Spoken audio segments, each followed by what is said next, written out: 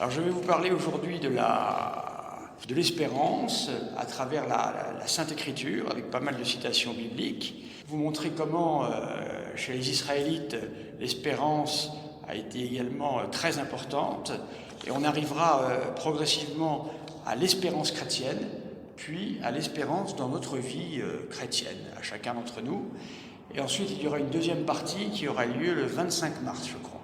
Alors, pour entendre le message de l'Écriture sur l'espérance, il faut tout d'abord aller à la source.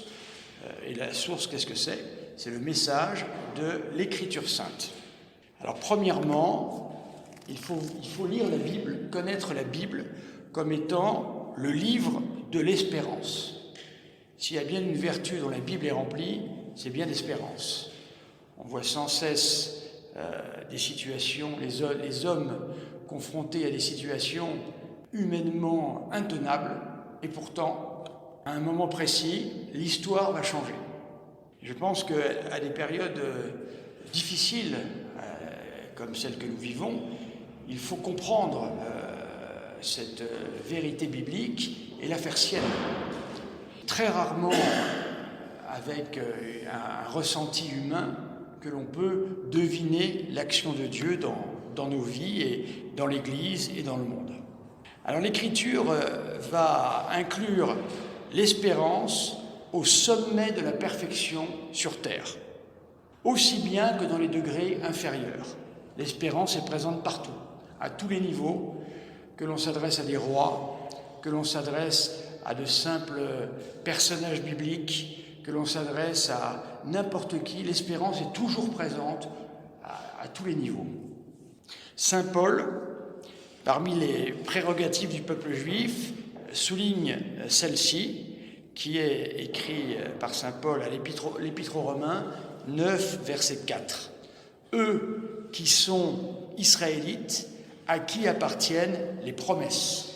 Vous voyez déjà ce terme promesse résonne pour nous comme une assurance, comme l'assurance que Dieu va intervenir dans notre époque et dans les époques à venir.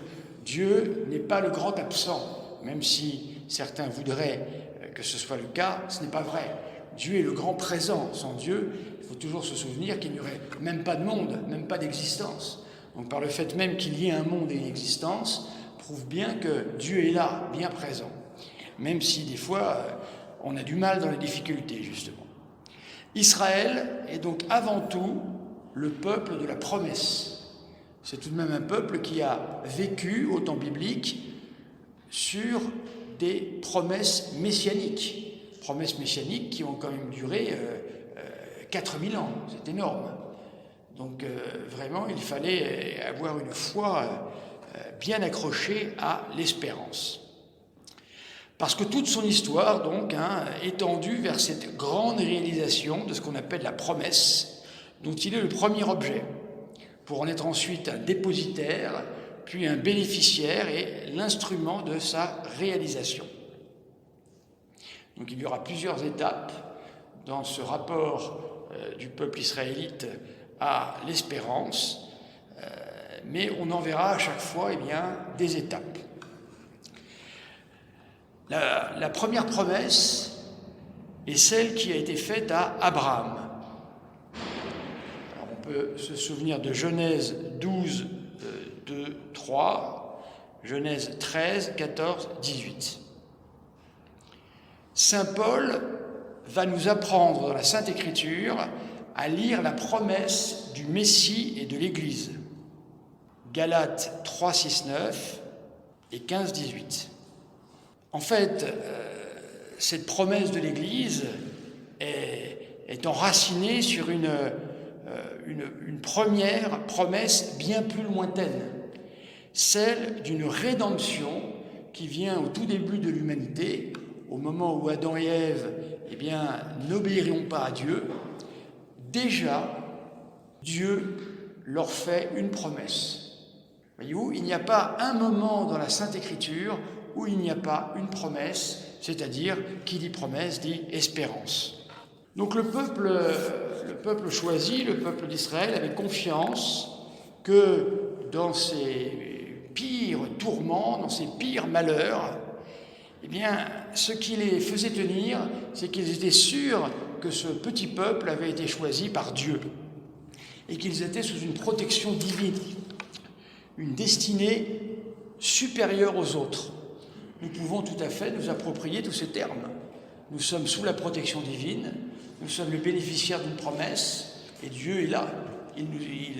Il subvient à tout ce dont nous avons besoin quotidiennement et de manière plus large à travers sa providence.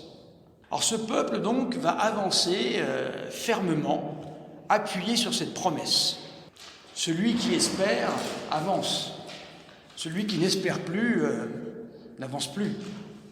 Donc le moteur de ce peuple, c'est la promesse que Dieu a faite. De simples paroles données à Abraham ont mis en branle un peuple pendant 4000 ans qui s'est, encore une fois, qui a soutenu des épreuves terribles au milieu des nations païennes en particulier, sur de simples paroles. Or nous pouvons nous dire que nous n'avons pas que de simples paroles. Nous avons les sacrements, nous avons l'Église, nous avons l'assurance et la garantie quasiment visible que Dieu agit au milieu de son Église. Alors, les mots, parfois, ne sont pas toujours ceux de l'espérance, mais même quand on lit le livre des psaumes, par exemple, et qu'il y a parfois de grandes accusations faites contre Dieu, parce qu'on est pris dans une forme de désespoir, eh bien, on se rend compte très vite que l'espérance va revenir, et à ce moment-là, les paroles vis-à-vis de Dieu changent. Et ça, c'est quelque chose que nous pouvons voir dans les psaumes.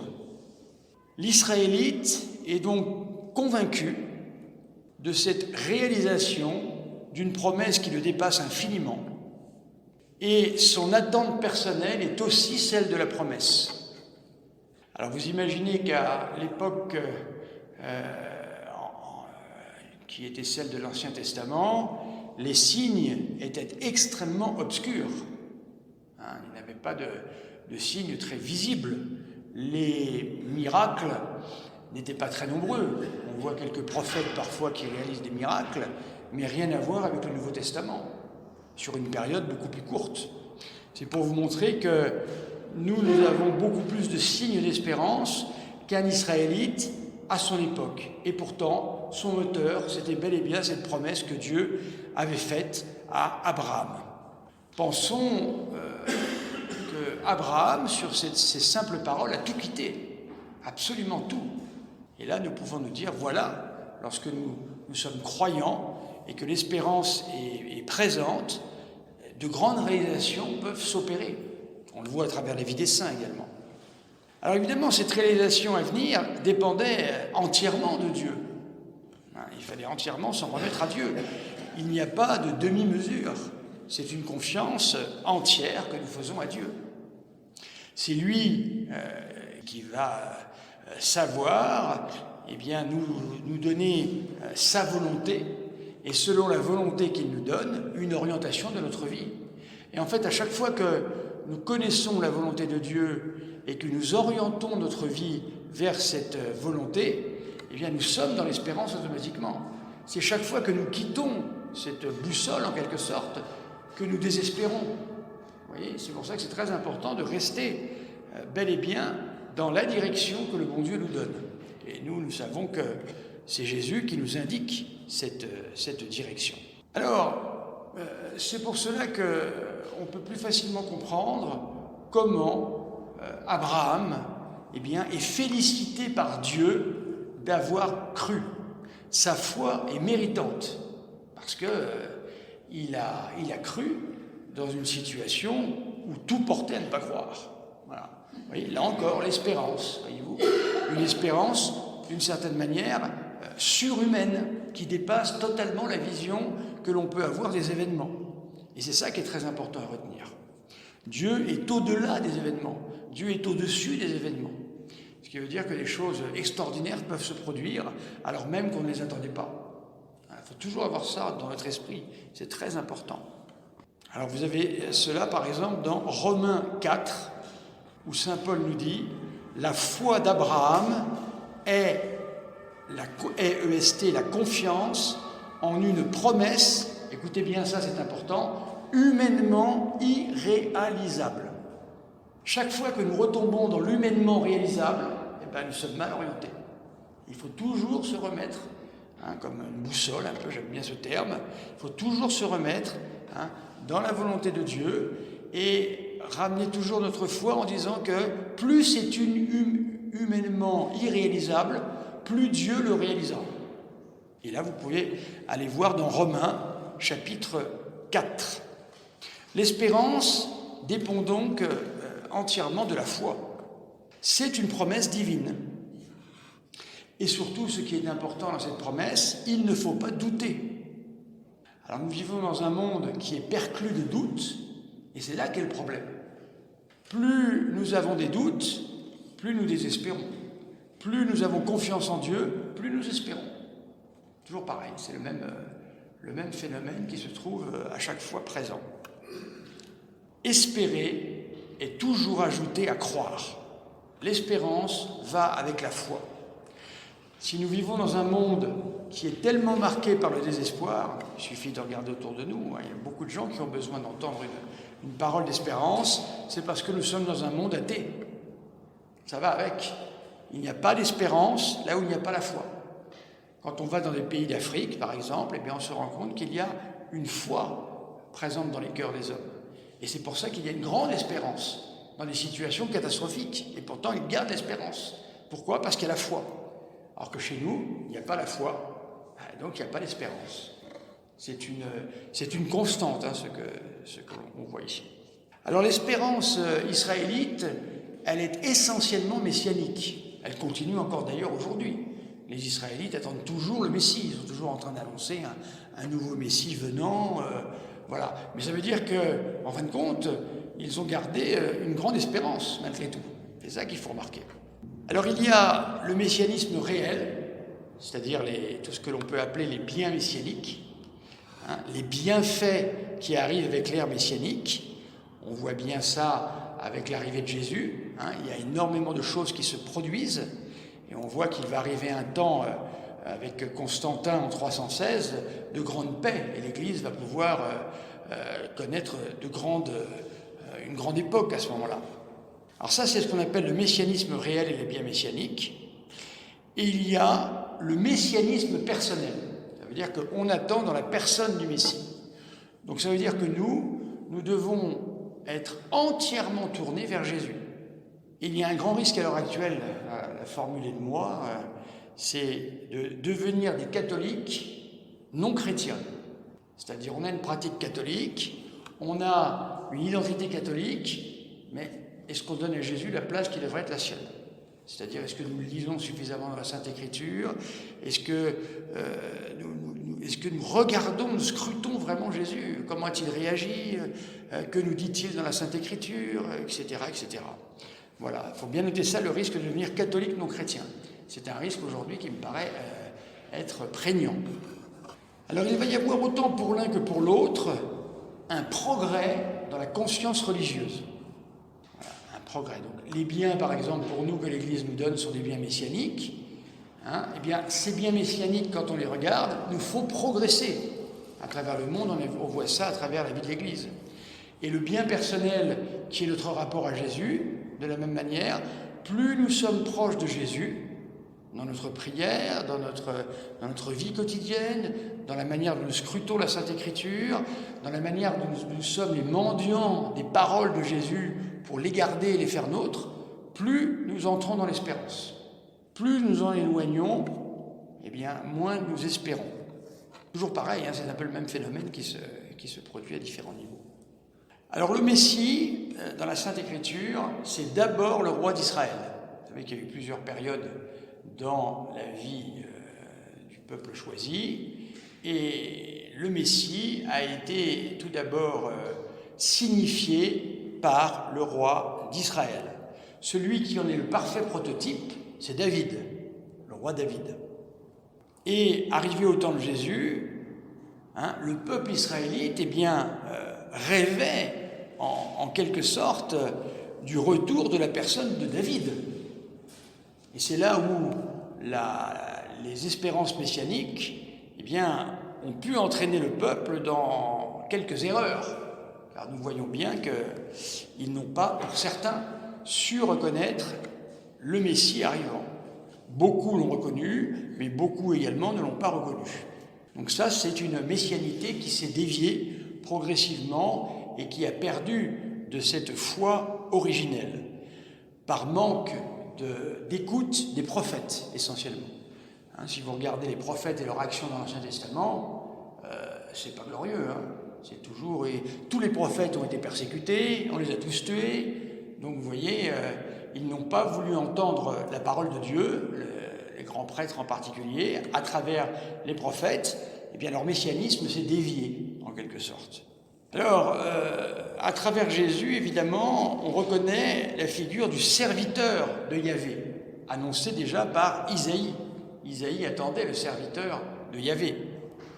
Lorsqu'on lit le prophète Isaïe, qui est le grand prophète et du Carême et du temps de Noël, on voit à quel point la personne de Jésus correspond presque parfaitement au Messie, quoi. Il y a vraiment, c'est tout à fait étonnant, avec des titres, par exemple, que lui donnera Daniel également, de « fils de l'homme ». C'est pour ça que Jésus se fait appeler « fils de l'homme », parce qu'il fait mention au prophète Daniel. Alors l'espérance juive, même si elle est messianique, porte également sur des biens qui sont d'ordre temporel. Un avenir glorieux national, la délivrance des ennemis, paix et prospérité. Et c'est parce qu'ils se savent aimés de Dieu qu'ils savent qu'ils vont recevoir ces biens. Voilà. Donc là, il y a quand même le témoignage d'une foi extraordinaire qu'il nous faut retenir. Alors bien souvent, les paroles des prophètes sont tout à fait significatives. Les prophètes parlent de destruction, parlent de renversement, parlent d'arrachage, sauf si, et la promesse se trouve là, le peuple se convertit. Ainsi, le meilleur exemple pour nous étant celui de Ninive, avec le fameux prophète Jonas. Jonas vient dire que Ninive sera détruite, le peuple se convertit, la promesse se réalise, Ninive devient un lieu de bénédiction. Donc en fait, par la foi de ces hommes, qui ont même fait jeûner leurs animaux pour faire pénitence, eh bien Dieu va les bénir et va leur donner, va les conduire vers ce en quoi ils espéraient. Israël doit se convertir souvent de sa méchanceté. Les prophètes le disent très souvent, cela. Il faut donc qu'ils fassent repentance du mal qu'ils ont commis. Alors parfois, Dieu va avoir une autre parole à travers les prophètes sur une nation. Ça sera à ce moment-là une parole de construction. Cette fois-ci, on aura la terminologie de bâtir, de planter. Voilà. Mais dans tous les cas de figure, l'espérance est présente. C'est cela qu'il faut remarquer. Jérémie 18, 7, 10. « Cette nation fait-elle ce qui me déplaît en refusant d'écouter ma voix? Alors je me repens du bien que j'entendais lui faire. » Voilà. Alors ça veut dire qu'en fait, là, Dieu est l'éducateur de son peuple et montre bien que dès lors que les Israélites entendent la parole de Dieu, eh bien à ce moment-là, Dieu va être celui qui promet le bien à venir. Si on se détourne, le bien n'y sera pas. Et Dieu permettra le mal. Dieu ne punit pas son peuple, ça il faut bien le comprendre. Dieu le laisse aller à ses propres initiatives. Dieu n'intervient jamais pour punir, jamais. Dieu ne peut faire que le bien. Donc il fait du bien pour son peuple. Mais il explique au peuple israélite, si vous décidez de ne pas m'obéir, je me retire et vous allez à vos propres idées. Et c'est avec ces propres idées-là qu'arrivent les catastrophes, généralement. Alors l'espérance, à cette époque-là, israélite, est d'abord collective. C'est un peuple qui est amené à espérer. Pour nous, c'est la même chose. L'espérance, elle est dans l'Église, jamais en dehors de l'Église. Beaucoup de gens aujourd'hui se perdent, il faut le savoir, en allant en dehors de l'Église, en essayant de refaire une autre Église, ou des catholiques qui font ça. Il y en a un certain nombre, il faut le savoir. Donc nous, notre espérance, toute notre espérance est fondée à l'intérieur de l'Église. C'est notre lieu où Dieu peut faire jaillir ses promesses. Alors évidemment, même si ces promesses sont collectives, la manière dont on va ressentir le bien ou le mal est personnelle. Donc il y a deux réalités, la réalité collective et la réalité personnelle. L'espérance s'individualise-t-elle et sont les innombrables cris de confiance en Yahvé. Ça, on en a plein les psaumes. Relisez les psaumes, c'est un livre formidable, les psaumes. Les prêtres récitent les psaumes tous les jours. Vraiment, c'est une sagesse de l'Église que de faire cela. C'est très très proche de nous, en fin de compte. Alors, dès lors qu'on voit le peuple se tourner vers Yahvé ici dans les psaumes, eh bien, de la même manière, il va y avoir un approfondissement religieux de leur propre foi. Et l'espérance va se porter d'abord sur un bonheur terrestre, puis ensuite sera bien plus grand avec ce que l'on appelle, dans le psaume par exemple 26, 8, 9, être avec Dieu. Nous avons nos promesses, nous savons que Dieu viendra nous sauver, mais il faut être avec Dieu. Et on est avec Dieu dans l'Église. Et ensuite, eh bien, vous le savez, il y aura une rétribution qui ira bien au-delà de cette terre et bien au-delà de toutes les attentes. Alors, toute l'existence du peuple israélite est véritablement fondée sur les promesses. C'est leur lieu essentiel de vie, la promesse, les promesses. Alors, on peut lire Saint Paul, 1 Corinthiens 10, 11, de la même manière, nous aussi, nous devons être le peuple de la promesse. Alors, ces Israélites, en fait, étaient comme tendus vers cet avenir où allait se réaliser la promesse. C'était très confus pour eux, il faut bien le reconnaître, c'est très confus. Mais ces tensions permanentes leur permettaient d'être en permanence dans l'espérance.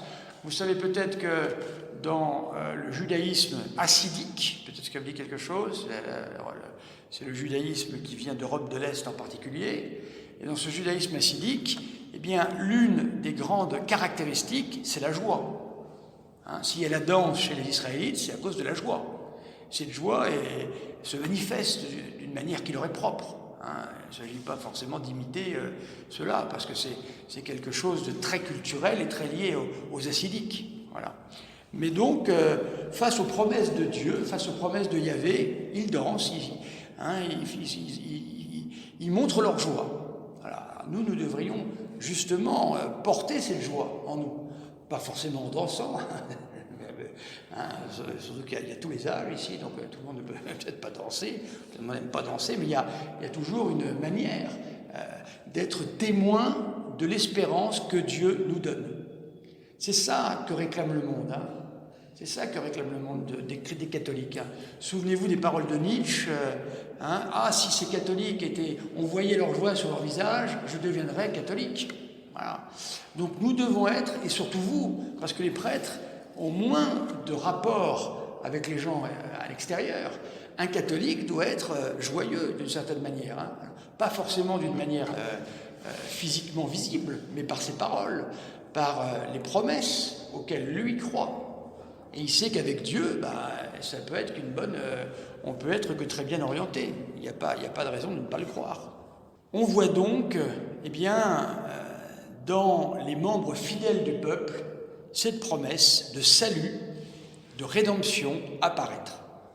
Et l'amour que peuvent porter les religieux à Dieu, les Israélites à Dieu, ou nous-mêmes, n'est jamais gêné par l'aspect de la récompense. Vous savez, parfois on peut avoir certaines difficultés par rapport à ça, en disant si moi j'ai la foi et si j'espère, c'est pas pour les récompenses. Ça, c'est une erreur. Voyez-vous, les récompenses promises par Dieu, pour nous c'est le ciel. Méditez sur le ciel, regardez ce que dit l'Église du ciel, c'est merveilleux. Je veux dire, si ça va mal, ouvrez un catéchisme, et lisez ce qui est dit sur le ciel. Normalement, vous devriez être immédiatement regonflé d'espérance. C'est une perspective incroyable, mais incroyable. Et ça, on l'oublie, voyez-vous. Et parce qu'on l'oublie, eh bien, on n'espère plus. Parce que nous, notre grande espérance, c'est le ciel. Être avec Dieu, être avec la Vierge Marie, être avec tous ceux qu'on a connus avant nous. C'est merveilleux, c'est une perspective absolument extraordinaire quand on y songe. Voilà, c'est un exemple que je peux vous donner, voyez-vous, qui peut nous faire entrer dans une espérance réelle. Méditez sur le ciel, je vous assure, vous verrez. Psaume 27, 13, 14. Espère en Dieu, prends courage, espère en Dieu. Voilà, l'espérance toujours. Alors le deuxièmement, on va voir comment on passe de l'espérance israélite à l'espérance chrétienne. Alors, c'est un peu toujours la même chose, hein, ce qui était assez confus malgré tout, parce que je vous parlais des Hassidiques, les Hassidiques c'est quand même assez récent, c'est pas quelque chose de très très très ancien.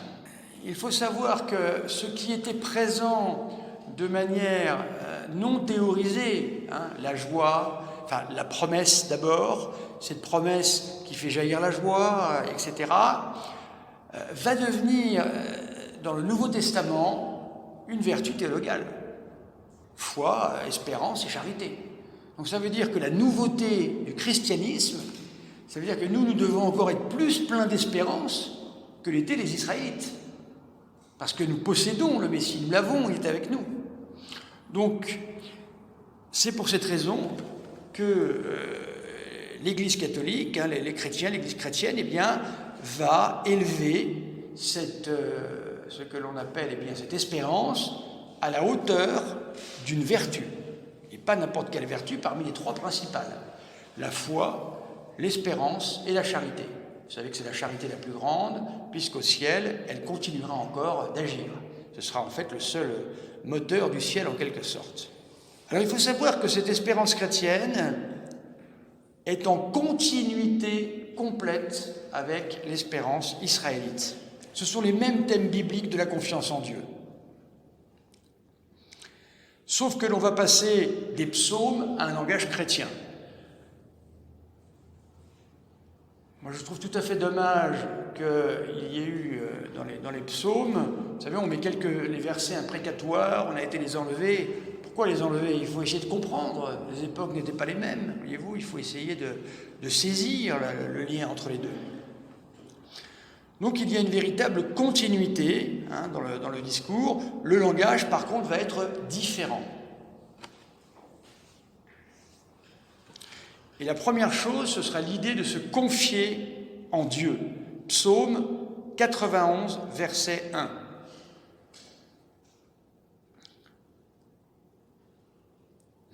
Alors il y a la grande idée qui sera que celui qui met sa confiance en Dieu, eh bien, ne connaîtra pas la confusion au jour du jugement. Voilà quelque chose d'important. Donc, vous voyez, dès qu'on a confiance en Dieu, dès que notre regard est vers lui, dès que nous regardons Jésus comme notre bien, il doit jaillir de cela que de l'espérance. C'est pas possible autrement. Celui qui met son espoir en Dieu, hein, Philippiens 1,20, Romains 9,33, ne sera pas déçu. Vous avez peut-être des paroles qu'il faut noter, voyez-vous, sur un petit carnet, les relire, surtout en cette période où on est pris avec les histoires de pics de vaccins, de coronavirus. Si on a les yeux entièrement là-dessus, c'est sûr que l'espérance ne va pas jaillir de là, hein, ça c'est certain, ça c'est sûr. Hein, même si on doit s'y intéresser, c'est surtout vers Dieu qu'il nous faut mettre notre espérance et nos yeux. Alors ce thème est très grand. Hein, et il est expressément rapporté sur Isaïe. Alors, Romains 5,5, l'espérance ne déçoit jamais. Ça, c'est Dieu qui s'engage quand même. Hein. L'espérance ne déçoit jamais. C'est pas dit l'espérance, des fois va me décevoir. Non, non, elle ne déçoit jamais. Voilà, donc là, nous avons vraiment quelque chose de clair. Alors, cette certitude de l'espérance, eh bien, elle ne peut être donnée qu'à une seule condition capitale, la fidélité de Dieu. Dieu est fidèle et c'est lui qui est le moteur de notre propre fidélité. C'est pas Dieu est fidèle et nous sommes fidèles, c'est Dieu est fidèle et nous sommes fidèles parce que lui est fidèle. Donc on ne s'appuie pas sur nous, on s'appuie sur Dieu encore une fois. Alors il y a un passage sans rupture dans ce thème de l'espérance, par une forme d'accomplissement de l'ancienne alliance à la nouvelle. Et Abraham reste pour nous un exemple. Relisez Abraham, c'est exemplaire ce qu'a fait cet homme, mais exemplaire. On dirait à quelqu'un aujourd'hui de tout quitter pour partir vers l'inconnu. C'est très fort, hein, voilà, donc tout ça reste vrai, et ça reste tout à fait spiritualité chrétienne. Alors cette promesse faite à Abraham va se réaliser pleinement dans le Christ. Car si Abraham doit tout quitter, c'est pourquoi ? Eh bien c'est pour rejoindre le Christ, c'est pour rejoindre le Messie, c'est pour rejoindre le Dieu dans sa globalité, Dieu dans sa plénitude. C'est pour ça qu'Abraham quitte ce qu'il a. Parce qu'il sait très bien, car il a dans son cœur ce sens de la promesse, ce sens de la fidélité de Dieu, il sait qu'en obéissant à la parole divine, il ira forcément vers un approfondissement de sa foi religieuse, obligatoirement. Et c'est ça qu'Abraham cherche d'abord. C'est une foi prégnante d'espérance qui doit être la nôtre, parce que Jésus nous le dit sans cesse, il nous le répète. Alors ce n'est pas seulement l'adhésion de l'esprit à une vérité. Les vérités, nous devons les connaître. Mais ce n'est pas d'abord ça. Ce n'est pas parce que quelqu'un va connaître toutes les vérités chrétiennes qu'il va espérer. Ce n'est pas ça. L'espérance se situe dans la volonté. Voilà. Qu'est-ce que je veux aujourd'hui ? Est-ce que je veux espérer ou est-ce que je veux, avec le monde, avoir une vision négative ? Qu'est-ce que je veux ? Alors, il ne s'agit pas pour cela de devenir des espèces d'optimistes outrés. C'est pas ça que je dis. Ce que je dis, c'est que au fin fond de notre cœur, notre espérance, elle ne peut pas être déçue. C'est pas possible, parce qu'elle est en Dieu. Et Dieu a fait des promesses. Et c'est là-dessus que nous nous reposons. Donc la volonté pour accepter la promesse reçue. Parce qu'aussi étonnant que ça puisse paraître, Jésus nous promet des biens immenses et certains n'en veulent pas. C'est très mystérieux tout ça. Donc ça doit être dans la volonté. Saint Paul exige du chrétien la foi dans le Christ sauveur, qui est pour nous l'espérance du salut par sa mort et par sa résurrection. Voilà, donc vous voyez, l'espérance est toujours vers Dieu, mais un Dieu qui se révèle, un Dieu qui va se révéler Trinité, notre Seigneur qui va descendre vers nous pour l'incarnation et la rédemption, et manifester ce qu'est la Sainte Trinité. Donc en fin de compte, sur la modalité, les choses ont changé, mais il n'y a pas de rupture. C'est juste que, parce que nous descendons aussi d'un peuple qui a espéré, eh bien, cette espérance, nous la faisons nôtre, et donc la connaissance de Dieu s'approfondit toujours plus. Alors il y a cette fameuse phrase dans Abraham qui est de « espérer contre toute espérance ». Alors vous l'avez compris, la Sainte Écriture est toujours difficile à bien comprendre. Quand on dit « espérer contre toute espérance », ça veut dire espérer surnaturellement contre toute espérance humaine. Vous voyez, ce n'est pas le même objet. L'objet de l'espérance n'est pas la même dans un cas et dans l'autre. Et dès lors que l'on rentre dans cette espérance extraordinaire, eh bien, qu'est-ce que donne Dieu à Abraham ? Une multitude de peuples. Excusez-moi.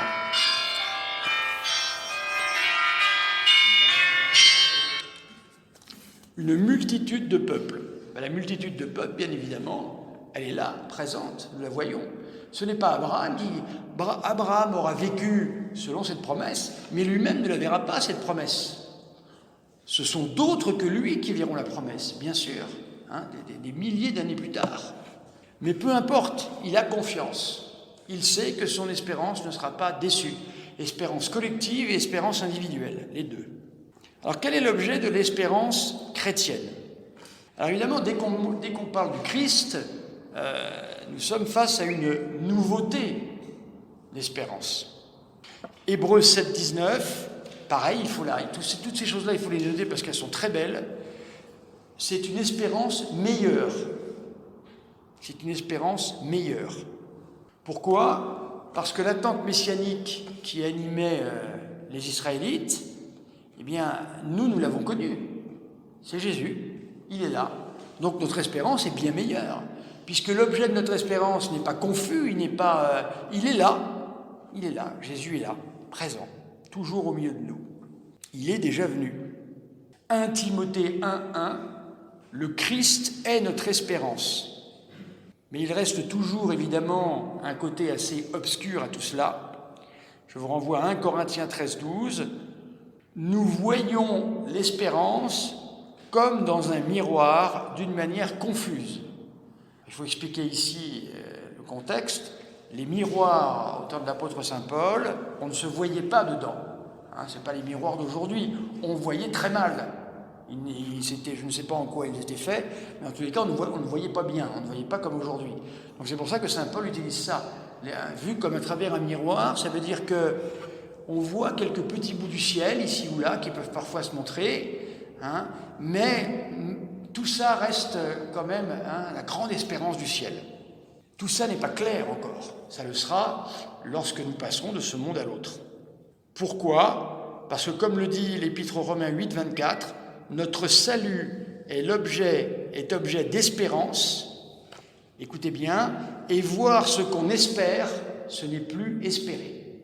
Donc ça veut dire que l'espérance est forcément liée à des récompenses que le bon Dieu donne.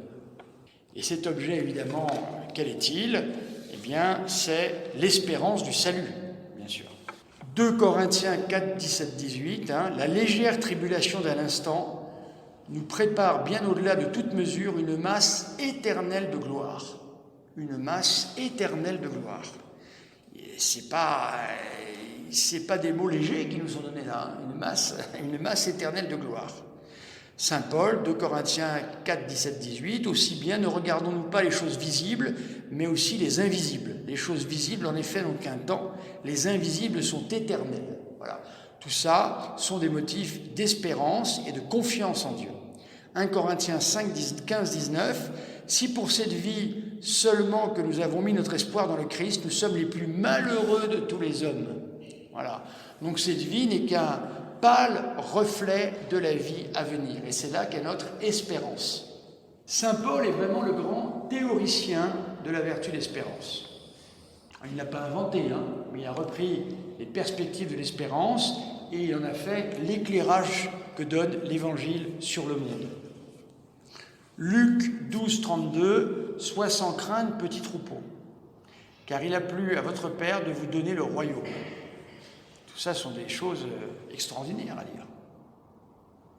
Les promesses également, Marc 10, 29, 30, « En vérité, je vous le dis, nul n'aura quitté maison, frère, etc., qu'il ne reçoive le centuple dès maintenant et dans les temps à venir de la vie éternelle. » Ensuite, on peut évidemment dire que toute la morale évangélique est orientée par ce que l'on appelle le jugement dernier, vers des perspectives de bonheur pour ceux qui auront cru aux promesses, pour ceux qui auront espéré envers Dieu. L'homme est libre, l'homme est libre. C'est la grande difficulté toujours que nous retrouvons. Venez les bénis de mon Père, recevez en héritage le royaume qui vous a été préparé depuis la fondation du monde. Matthieu 25, 34. Alors, si notre Seigneur nous montre ça, c'est vraiment pour nous faire entrer dans l'espérance. Alors maintenant, quelle est la place de l'espérance dans notre vie chrétienne ?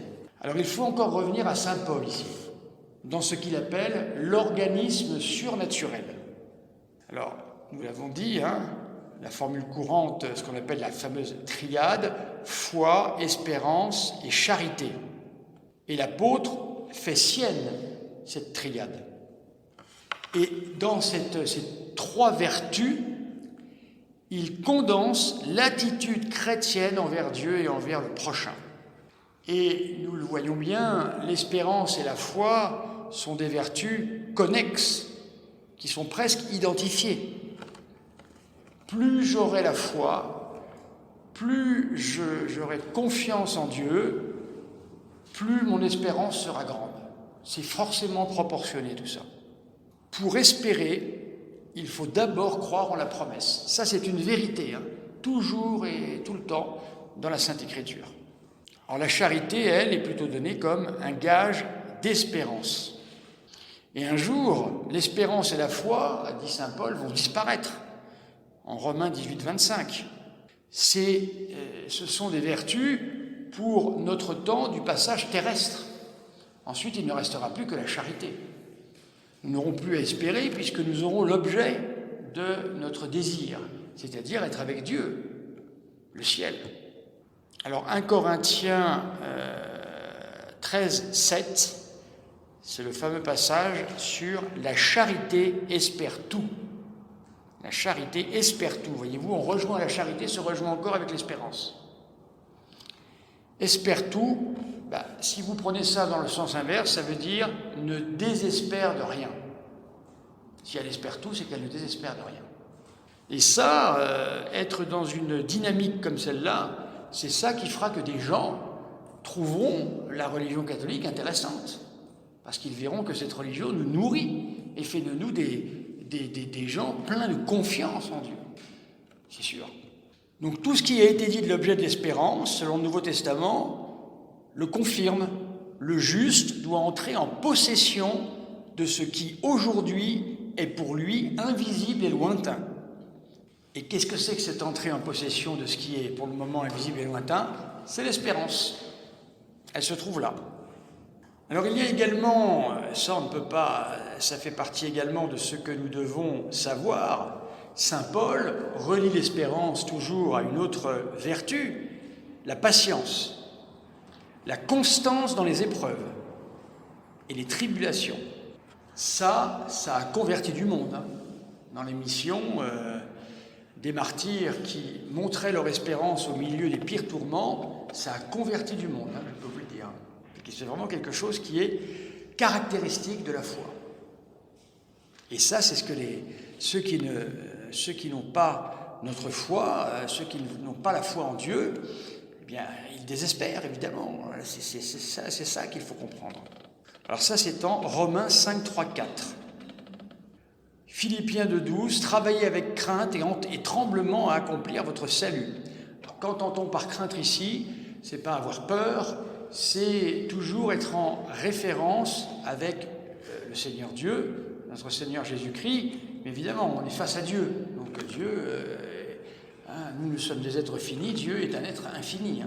Donc c'est cela que veut dire ici ce terme. Si la parole de Dieu est indéfectible, l'homme, par contre, lui, peut faire défaut. Alors que dire en conclusion?